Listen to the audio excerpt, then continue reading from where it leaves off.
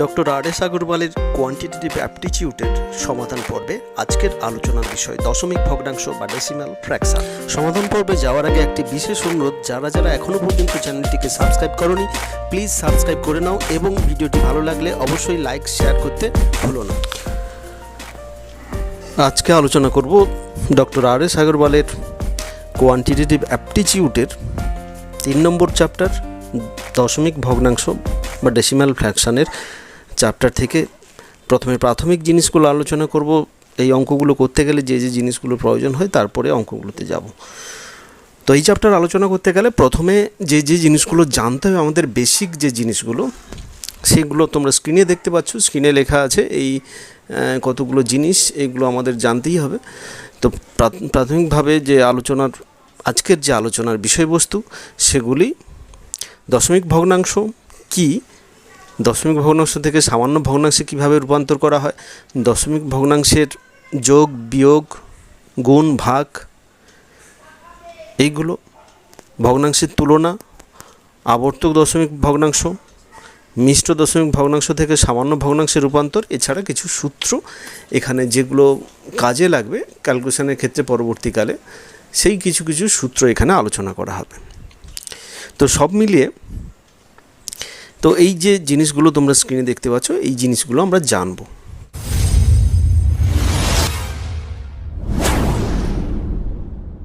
তো প্রথমে দশমিক ভগ্নাংশটা কি না, যে সমস্ত ভগ্নাংশের হরে 10-এর ঘাত থাকে তাকে আমরা বলি দশমিক ভগ্নাংশ। যেমন যদি এমন হয় যে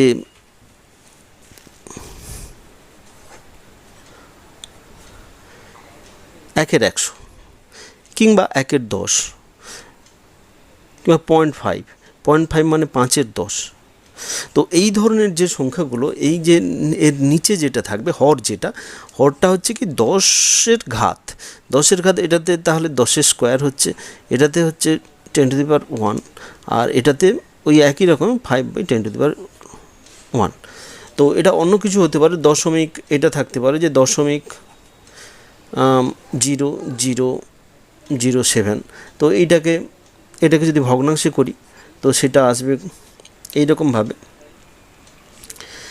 তো তাহলে আমরা এই যে ভগ্নাংশের পরিবর্তনটা, এটা পরে আবার শিখব। আপাতত আমরা জানলাম যে যেটা আমাদের দশমিক ভগ্নাংশ হচ্ছে কি, যে সমস্ত ভগ্নাংশের ক্ষেত্রে হর যেটা থাকবে, সেই হরটা যেন 10 অথবা 10-এর পাওয়ার যেটা থাকবে সেই পাওয়ার বোঝায়, তাহলে সেটাকে আমরা দশমিক ভগ্নাংশ বলবো। এবারে আসছি দশমিক ভগ্নাংশ থেকে কিভাবে সামান্য ভগ্নাংশে রূপান্তর করা যায়।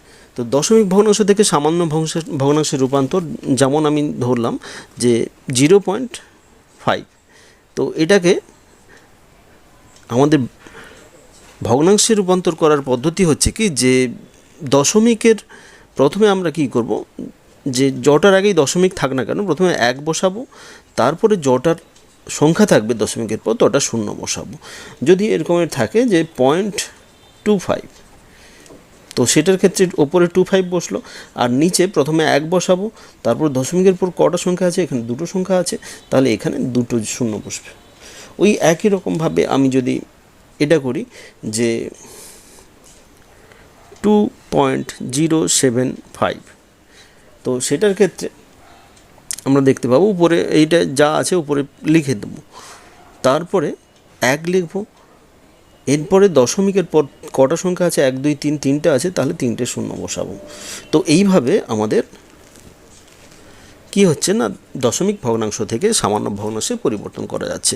এরপরে এগুলো কাটাকাটি করে ছোট করা যেতেই পারে, এটাতে কোনো সমস্যা নেই।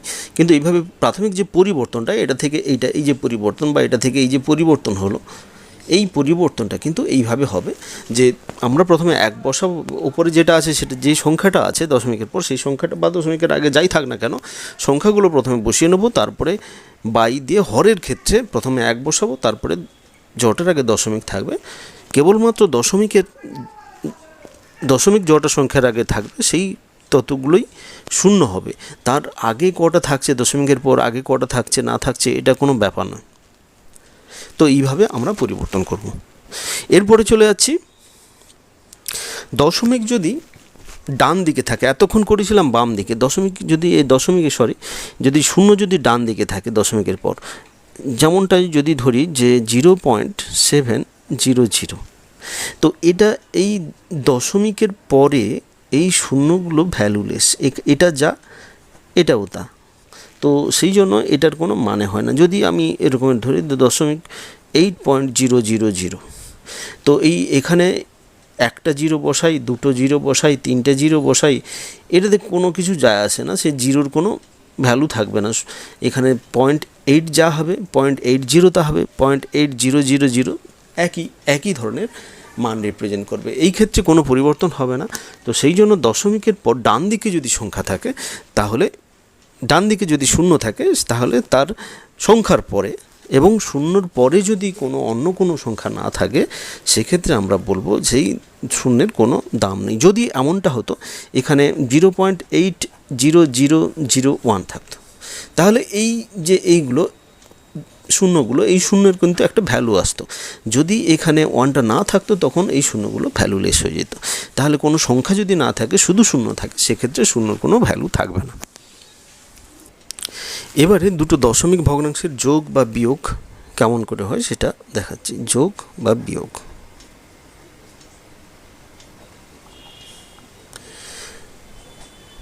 টু 0.7 তার সঙ্গে আমি যোগ করব 5.17, তার সঙ্গে যোগ করব 321। তো এইটার ক্ষেত্রে দেখতে পাচ্ছি যে তিন রকমভাবে অবস্থান করছে। এটাকে যদি আমি এখানে 5 দিয়ে দিই, তো তিন রকমের সংখ্যা, তো 3 রকমভাবে অবস্থান করছে। আমাদের লক্ষ্য করতে হবে কি, যে দশমিকটাকে ফিক্সড একটা জায়গায় দেখে পরপর লিখে আমরা ক্যালকুলেশন করব।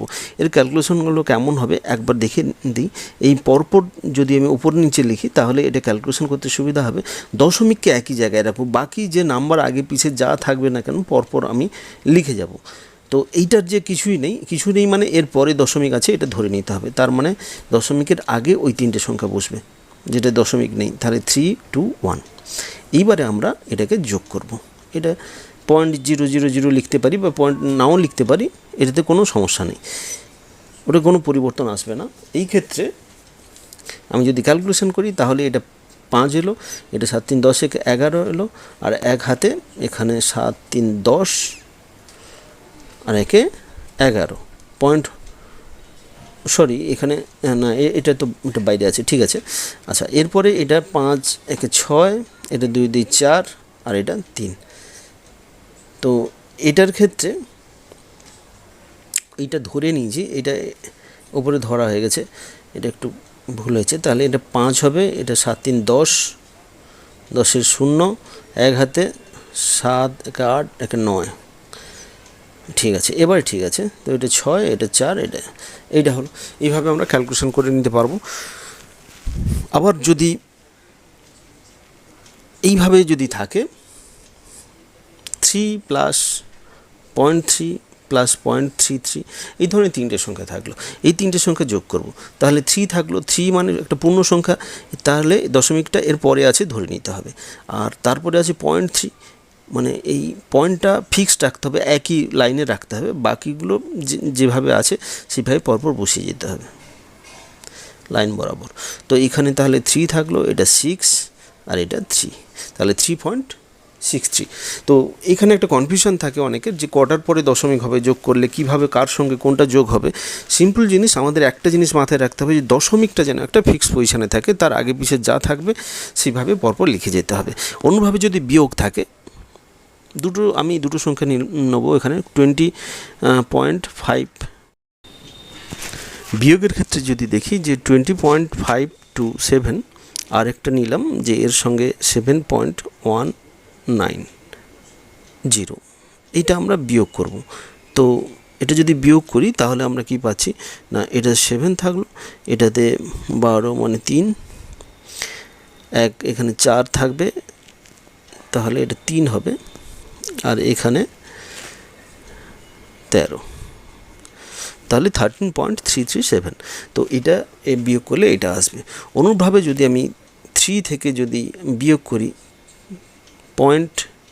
3 3। তো এটা যদি বিয়োগ করি তাহলে এটার ক্ষেত্রে কি আসবে না 3 মানে হচ্ছে 3 পর পয়েন্ট বসাবো, এখানে শুধু 3 আছে মানে 3 পরে পয়েন্ট হবে, আর এটা 0.33 এইভাবে এটা বিয়োগ করবো। এখানে এগুলোকে শূন্য বসিয়ে দিতে পারি ক্যালকুলেশনের সুবিধার জন্য, যেগুলোতে কিছু নেই। এইবারে ক্যালকুলেশন করব এখানে থেকে, তাহলে এক ধান এটা হচ্ছে 7 আসবে, এটা 9 আছে, এটা 6 হবে, এটা 9 আছে। তো এই ক্ষেত্রে এটাও 6 আসবে, আর এটা 2। তাহলে আমরা এখানে করলাম কি 2.667। তো এইভাবে আমরা এটা বিয়োগ করে নিতে পারবো। এরপরে আমরা করব কি না 10-এর ঘাতের দ্বারা দশমিক ভগ্নাংশের গুণ। তো একটা দশমিক ভগ্নাংশকে 10-এর ঘাত দিয়ে গুণ করব।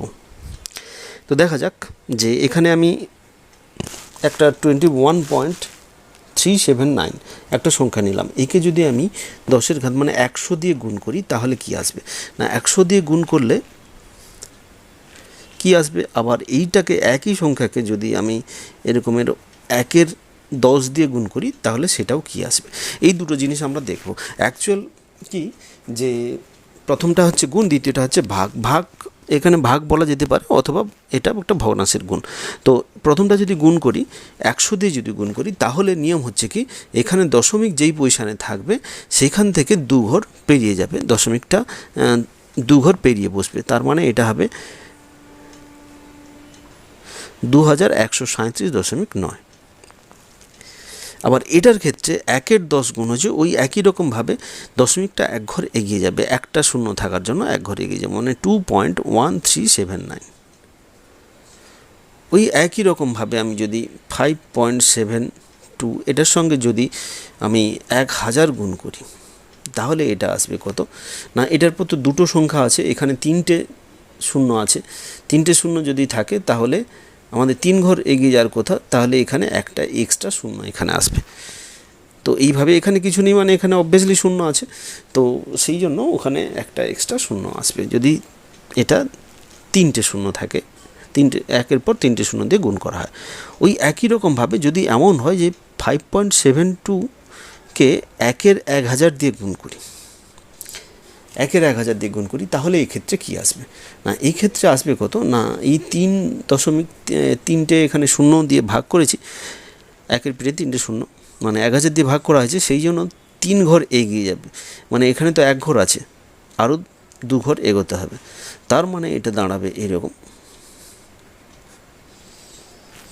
তো এইভাবে আমাদের যদি 10-এর গুণিতক কিংবা 10-এর কোনো গুণিতক কিংবা 10 দিয়ে গুণ করা হয়, বা 1-এর 10 বা 1-এর 10-এর কোনো গুণিতক দিয়ে গুণ করা হয়, সেক্ষেত্রে আমাদের এইভাবে দশমিককে স্থান পরিবর্তন করে এর গুণফলটা করা হয়। এরপরে যাচ্ছে দুটি দশমিক ভগ্নাংশের গুণ। দুটি আলাদা আলাদা দশমিক ভগ্নাংশ আমরা নেব, তাদের গুণ কীভাবে হয় সেটা দেখব। যেমন 2.75, আর একটা এর সঙ্গে নিলাম 113.5, এইটা নিলাম 13.5।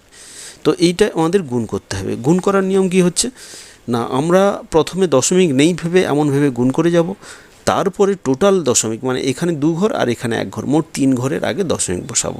তাহলে দেখা যাক এখানে 5×5 = 25, 2 হাতে, 7×5 = 35, 36, 37, 3 হাতে, 5×2 = 10, 3 × 13, আবার 3 দিয়ে 5×3 = 15, 1 ঘর বাদ দিয়ে লিখতে হবে, 5×3 = 15, 1 হাতে, 7×3 = 21, 1 × 22, 2 হাতে, 3×2 = 6, 7, 8, আবার 1 দিয়ে করলে 5, 7, 2। তো এইভাবে আমরা যোগ করে দেবো। এটা সিম্পল গুণের নিয়ম, এটা তোমরা জানো, আশা করি কোনো অসুবিধা হবে না। তো এখানে 5, 5, 5, 10, 1 × 11, 1 হাতে 8, 7, 15, 16, 1 × 17, 1 হাতে 3। তো এখানে 3 ঘর, এখানে একটা, এখানে দুটো, মোট 3টে, তাহলে মোট 3 ঘরে আগে দশমিক বসবে। গুণের নিয়ম হচ্ছে কি দুটো মিলে টোটাল দশমিকের পর কতগুলো সংখ্যা আছে সেটা আমাদের কাউন্ট করতে হবে, গুণফলে ওই অতগুলো সংখ্যার পরে আমাদের দশমিক বসাতে হবে। তাহলে আমি যদি দুটো সংখ্যা এমন নেই যে 2.0007 আর একটা নিলাম যে 37, এটা 37 দিয়ে গুণ করব, তাহলে কি আসবে না, এটাতে আমাদের 37 মানে কি হচ্ছে, এর পরে দশমিক আছে, তো এর পরে কোনো সংখ্যা নেই। তাহলে কেবলমাত্র এখানে যতগুলো সংখ্যা আছে, 4টা সংখ্যা আছে, তাহলে 4টা সংখ্যার পরে আমরা ডান দিক থেকে 4টা সংখ্যার পরে আমরা দশমিক বসাবো, এইভাবে ক্যালকুলেশন করব। তো এখানে কিছু নেই, তো সেক্ষেত্রে শুধু 37 দিয়ে গুণ করব, 37 দিয়ে গুণ করার পরে 4টা সংখ্যার পরে দশমিক বসাবো। তো এই ক্ষেত্রে আমাদের আলাদা আর কোনো নিয়ম নেই। এটা গেল গুণের নিয়ম। অনুরূপভাবে যদি ভাগ করি কোনো দশমিক ভগ্নাংশকে, যেমন আমি একটা ভাগ করব যে 2.75, এটাকে যদি আমি 2 দিয়ে বা 5 দিয়ে ভাগ করি, ধরুন 5 দিয়ে ভাগ করছি, তাহলে এটাতে কিভাবে ভাগ হবে না, প্রথমে ভাগ যাচ্ছে না, 5 দিয়ে ভাগ যাচ্ছে না, দুটোকে নিতে হবে, সেই জন্য এর মধ্যে দশমিক আছে মানে দশমিক বসাতে হবে। তো দশমিক বসালাম, তাহলে 5 5 25, এবারে যাবে দশমিকটা উঠে যাবে, এখানে দশমিক বসালে এই দশমিকটা উঠে যাবে। আচ্ছা, এবারে 2 থাকলো, এখানে 25 থাকলো, তাহলে আবার 5,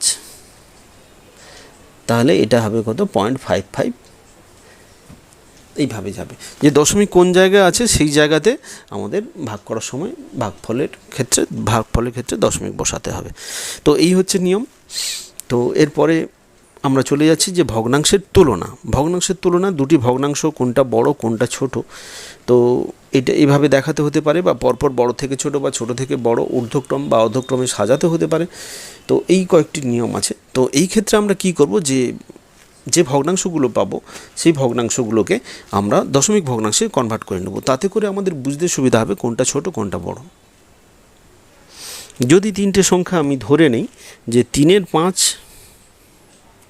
আর একটা 6-এর 7 আর আছে 7-এর 9, এই 3টে সংখ্যা ধরলাম।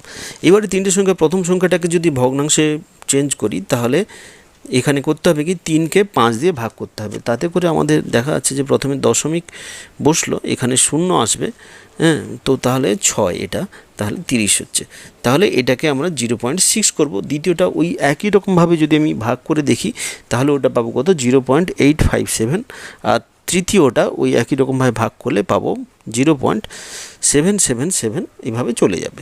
তো এই 3টে সংখ্যা আমরা পেলাম। এই 3টে সংখ্যা থেকে সহজে বলতে পারি কোনটা বড় কোনটা ছোট আর কোনটা মাঝে থাকবে। তো তাহলে আমাদের সবচেয়ে ছোট হচ্ছে এইটা, তারপরে থাকছে এটা, তারপরে থাকছে এটা। তার মানে এটাকে যদি আমরা সাজিয়ে নিই যে 3.5 লেস দেন 7.9 লেস দেন 6.7, তাহলে এটা সবচেয়ে ছোট, তারপরে এটা, তারপরে এটা। ওই একই রকমভাবে আমরা যে কোনো সংখ্যা থাকলে সেই সংখ্যাটাকে প্রথমে ভগ্নাংশে কনভার্ট করব, দশমিক ভগ্নাংশে, সামান্য ভগ্নাংশকে দশমিক ভগ্নাংশে কনভার্ট করব, এবং সেখান থেকে ধীরে ধীরে আমরা সংখ্যাটাকে বুঝতে পারবো যে কোনটা বড় কোনটা ছোট। এরপরে চলে যাচ্ছি যে আবর্তক দশমিক।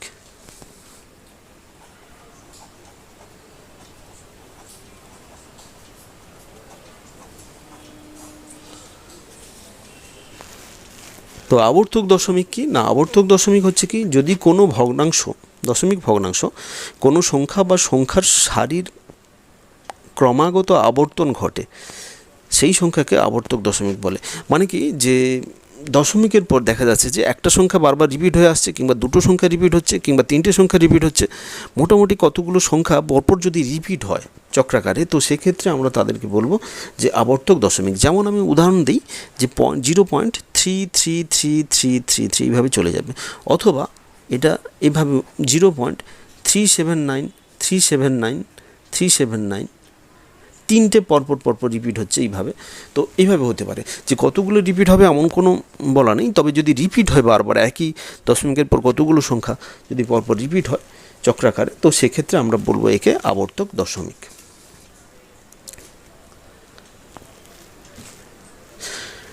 তো আবর্তক দশমিকের ক্ষেত্রে আমরা দু রকমের দেখতে পাই, একটা হচ্ছে শুদ্ধ আবর্তক আর একটা হচ্ছে মিশ্র আবর্তক। শুদ্ধ আবর্তক কি না, শুদ্ধ আবর্তকের ক্ষেত্রে আমরা যেটা লক্ষ্য করি, তো সেই ক্ষেত্রে আমরা দেখতে পাচ্ছি দশমিকের পর যতগুলো সংখ্যা থাকবে, যে 0.3 এর পৌনপুনিক, এটা বারে থাকতে পারে বা পয়েন্ট দিয়ে থাকতে পারে, অথবা 0.379 তিনটের মাথায় পৌনপুনিক, অথবা 0.24 দুটোর মাথায় পৌনপুনিক। তো এই ক্ষেত্রে যদি সবগুলো পৌনপুনিকের মধ্যে থাকে সেইটা হচ্ছে শুদ্ধ আবর্তক। আর মিশ্র আবর্তক হচ্ছে কি, মিশ্র আবর্তকের ক্ষেত্রে কিন্তু সবগুলো পৌনপুনিকের মধ্যে থাকবে না। এটা বলে রাখা ভালো, কোনো বইতে এটা এইভাবে দশমিকের মতো করে পয়েন্ট দেওয়া আছে, আবার কোনো বইতে এটা এইভাবে বার দেওয়া আছে। তো যে কোনো একটা সিম্বল ইউজ করা যেতে পারে, সেক্ষেত্রে কোনো অসুবিধার ব্যাপার নেই। তো যদি এমন থাকে যে 0.379, তো এইখানে 79-এর মাথায় পৌনপুনিক, 3টা বাদ গেল, অথবা এরকম থাকতে পারে যে 2.254 শুধু 4-এর মাথায় পৌনপুনিক। তো এইসবের ক্ষেত্রে এইগুলোকে বলবো মিশ্র আবর্তক। তাহলে মিশ্র আবর্তকের ক্ষেত্রে হচ্ছে যে পৌনপুনিক দশমিকের পর যে সমস্ত সংখ্যা থাকবে সেই সমস্ত সংখ্যার প্রত্যেকটাতে কিন্তু পৌনপুনিক থাকবে না। তো পৌনপুনিক কোনো ক্ষেত্রে এরকমের থাকতে পারে যে 0.379, 3 আর 7-এর মাথায় পৌনপুনিক, মাঝখানে নেই মানে কিন্তু এটার অর্থ হচ্ছে এখানেও আছে বোঝাচ্ছে, এই প্রথমটার শেষেরটা দিলে এই পুরোটাকেই বোঝাবে। তো সেক্ষেত্রে হবে না। যদি এমনটা হয় যে দ্বিতীয়টা তৃতীয়টা থাকলো, প্রথমটা থাকলো না, তার মানে এক্ষেত্রে এটা মিশ্র আবর্তক হচ্ছে। আবার প্রথম দুটো থাকলো না, শেষেরটা থাকলো, এটার ক্ষেত্রেও মিশ্র আবর্তক হচ্ছে। তো এইগুলো গেল মিশ্র আবর্তক আর শুদ্ধ আবর্তকের উদাহরণ। এরপরে একটা খুব প্রয়োজনীয় জিনিস, যেটা সাধারণত অনেকেই এটা ভুল করে থাকে, অনেকে এই ধরনের জিনিসগুলো ছেড়ে যায়, তবে পরীক্ষায় আসে যে এই যে আবর্তক দশমিক ভগ্নাংশ আছে, একে সামান্য ভগ্নাংশে কিভাবে পরিবর্তন করব। তো এই সামান্য ভগ্নাংশে পরিবর্তন করতে গেলে যদি আমি ধরে নিই যে আবর্তক থেকে আবর্তক দশমিক থেকে সামান্য ভগ্নাংশ, তো এটা যদি আমি ট্রান্সফার করতে যাই তাহলে দেখব কি, যদি আমি এমনটা নিয়ে নিই যে 0.166-এর মাথায় পৌনপুনিক হয়, সেক্ষেত্রে আমাদের এটাকে ক্যালকুলেশন করলে, একে ভগ্নাংশে পরিবর্তন করলে হবে 16-1/9 নিয়মটা হচ্ছে কি, এখানে দশমিকের পর আমরা দেখব যে পৌনপুনিক কটার মাথায় পৌনপুনিক আছে। এখানে দেখতে পাচ্ছি যে একটার মাথায় পৌনপুনিক, 6-এর মাথায় পৌনপুনিক আছে, কিন্তু দশমিকের পর দুটো সংখ্যা আছে, তাহলে সেই দুটো সংখ্যা লিখব। এবার যটার মাথায় পৌনপুনিক নেই সেটা মাইনাস করব, এটা গেল লব। আর হরের ক্ষেত্রে কী করব, যটার মাথায় পৌনপুনিক আছে তটা 9 বসবে, আর বাকি যটার মাথায় নেই দশমিকের পর তটা 0 বসবে। এটাই হচ্ছে নিয়ম। এইবারে আরেকটা সংখ্যার ক্ষেত্রে যদি এভাবে থাকে যে 0.2273 মাথায় যদি পৌনপুনিক থাকে, তাহলে ওপরে লিখব 2273 মাইনাস 22 বাই দুটোর মাথায় পৌনপুনিক মানে দুটোর 9, আর দুটোর মাথায় পৌনপুনিক নেই মানে দুটো 0 বসবে। তো এটাই গেল এর এইভাবে ক্যালকুলেশন। তারপরে একে যদি ভগ্নাংশে পরিণত করি 2251/9900। তো এইভাবে আমরা আবর্তক দশমিক থেকে সামান্য ভগ্নাংশে কনভার্ট করে নিতে পারি।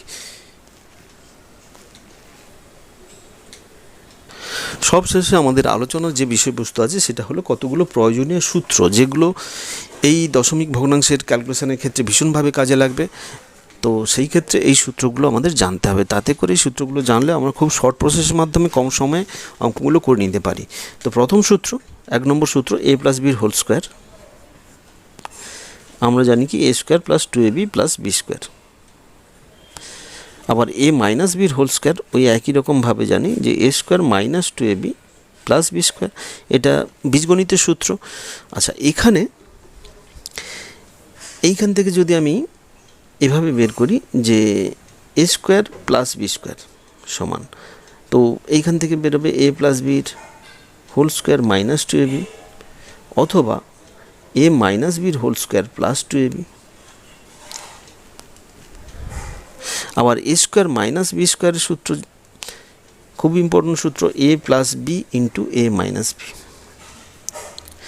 এই গেল দুটো সংখ্যার ক্ষেত্রে আমরা এইভাবে সূত্র স্কোয়ারের ক্ষেত্রে গেল। এবারে আসছি কিউবের ক্ষেত্রে, এ প্লাস বির হোল কিউব, ওই একই রকমভাবে আমরা বের করব এ প্লাস বির হোল কিউব মানে A cube plus B cube plus 3ab into A plus B, এভাবে লিখতে পারি। অথবা এটাকে লেখা যায় A cube plus 3a square B plus 3ab square plus B cube, এভাবে লেখা যায়। অনুরূপভাবে এ কিউব মাইনাস বি কিউবের সূত্র, এই সূত্রগুলো কিন্তু খুব ভালো করে মুখস্থ রাখতে হবে, না হলে কিন্তু সমস্যা হতে পারে।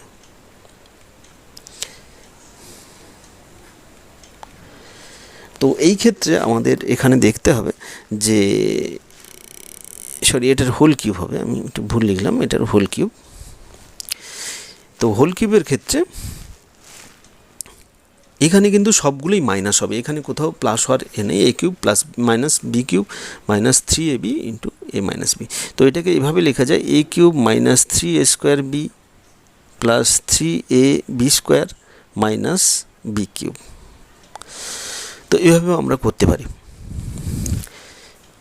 আচ্ছা, এবারে যদি A cube plus B cube থাকে, এটা খুব ইম্পর্টেন্ট সূত্র এখানে মান নির্ণয়ের ক্ষেত্রে, এ প্লাস বির whole cube minus 3ab into A plus B, এটা করতে পারি। অথবা এটাকে আমরা করতে পারি এভাবে, এটা উৎপাদক বিশ্লেষণের সূত্র, এ plus B into A square minus A B plus B square, এটাও করতে পারি। আবার অন্যভাবে এ কিউব মাইনাস বি কিউবের সূত্র, এটা যদি নেই, তো সেই ক্ষেত্রে এটার ক্ষেত্রে আমরা কি করব না, এ minus B into A square plus A B plus B square. এইটাকে যেন গুলিয়ে না যায়, যে এটা প্লাসের ক্ষেত্রে এইটা প্লাস হচ্ছে, এখানে মাইনাস হচ্ছে, মাইনাসের ক্ষেত্রে এটা মাইনাস হচ্ছে, এখানে প্লাস হচ্ছে। তো এটা গুলিয়ে যেতে পারে অনেক সময়, সেই জন্য এটা খুব সাবধানে এটা দেখতে হবে। এছাড়া আরেকটা সূত্র যেটা মান নির্ণয়ের ক্ষেত্রে কাজে লাগে, সেটা হচ্ছে A cube plus B cube plus C cube minus 3abc সমান A plus B plus C into A square plus B square plus C square minus A B minus BC minus C A. তো এই ধরনের সূত্র আরও অনেক সূত্র আছে, যেই সূত্রগুলো মোটামুটি আমাদের এই কয়েকটি সূত্র খুব প্রয়োজনীয়। তো এই সূত্রটা আরেক রকমভাবে কাজে লাগানো যেতে পারে, যদি এমন লেখা থাকে যে A plus B plus C সমান যদি শূন্য থাকে, তখন আমরা বলতে পারি কি A cube plus B cube plus C cube. এই সূত্রটার উপরে কতগুলো অঙ্ক বিশেষভাবে থাকে, তো এটা জেনে রাখা অত্যন্ত গুরুত্বপূর্ণ যে এখানে A plus B plus C is equal to যদি 0 হয়, A cube plus B cube plus C cube সমান হবে 3abc।